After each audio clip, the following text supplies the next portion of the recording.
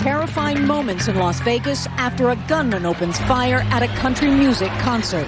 Police say at least 58 are dead and more than 515 have been injured. Everyone said hit the floor, so everyone was just like literally laying on top of each other. People were climbing the fences, pushing their way through. The barricades were coming down.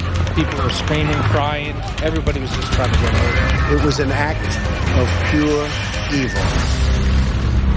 2 years ago today, a country music festival turned into a massacre when a gunman opened fire from a 32nd floor of the Mandalay Bay Resort. 58 innocent people lost their lives. Hundreds more were injured.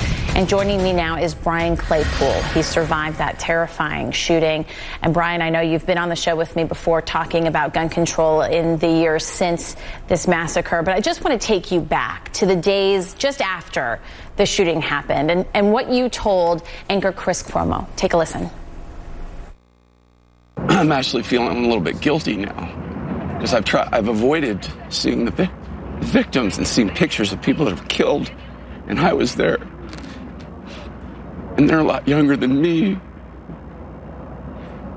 and they don't get to go home. I get to go home today, back to LA to see my daughter. How are you now, Brian? Is it any better 2 years later?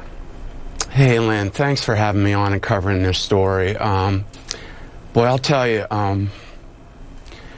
my survivor's guilt is really still immense. I mean, seeing that interview again with Chris, he's been great, by the way, in the last couple of years, staying in touch with me. We've carved out a friendship. But to share a story with you, to tell you how I'm doing, about a week ago, as you know, I'm a single parent. My little girl, she was having a nightmare. She came into my bedroom and she laid down and said, you know, she goes, I have to tell you that I Googled your name a couple days ago, and I was kind of shocked. And I said, why? What did you find? I was kind of vulnerable.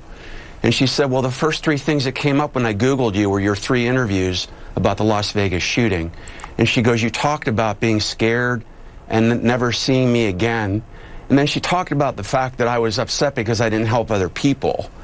And can you imagine, Lynn, having a conversation with a 13-year-old girl where she was comforting me? I was telling her that I still feel horrible, that I saw people shot and down, that I saw these young girls crying hysterically, and that I just still feel like I did not do enough to help others. And here I am, alive, and here was my daughter, like, telling me, but you had to get home to me.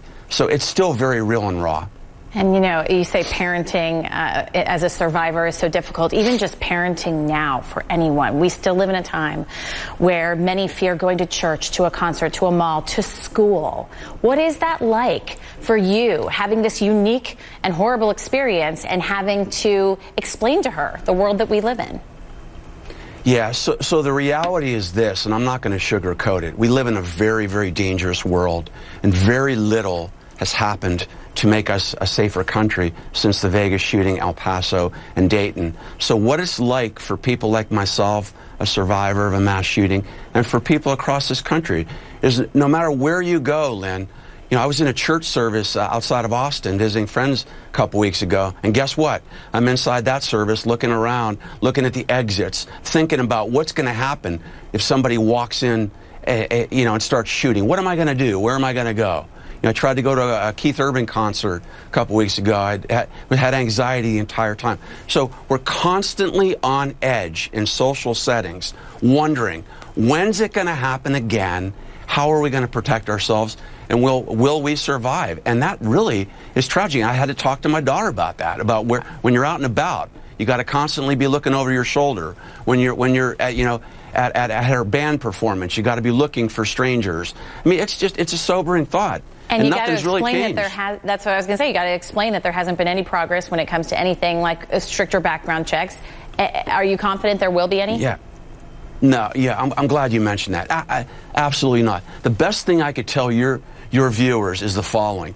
If you care about living in a safe, civilized society, and you don't want to see any more mass gun violence, then you have to vote for elected officials that will make it a priority to do the following. Number one, the easiest and most seamless thing to do, Lynn, is an assault weapon ban. There's no question about it. Those types of guns have no place in a civilized society.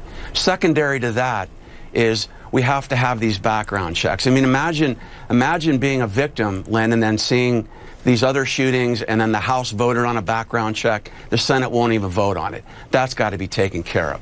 We need a loosening of privacy laws to help with these red flag laws that need to be made nationwide. And then fourth, something nobody's really talking about is we got to start looking too at these pharmaceutical companies, because, like, for example, in the Parkland shooting, Nicholas Cruz was on a drug called Focalin, and within months after a lawsuit was filed down there, the manufacturer of that drug, Novartis, put a label on the drug saying it has homicidal tendencies. So these drugs that these mass shooters are using are being peddled like cotton candy as well. So there's a triage of a lot of things that need to take place. The only way we're going to make it happen is vote for somebody that's going to make this change. Brian Claypool, thanks for taking the time for being with us. We're back after this. Thank you for having me. You bet.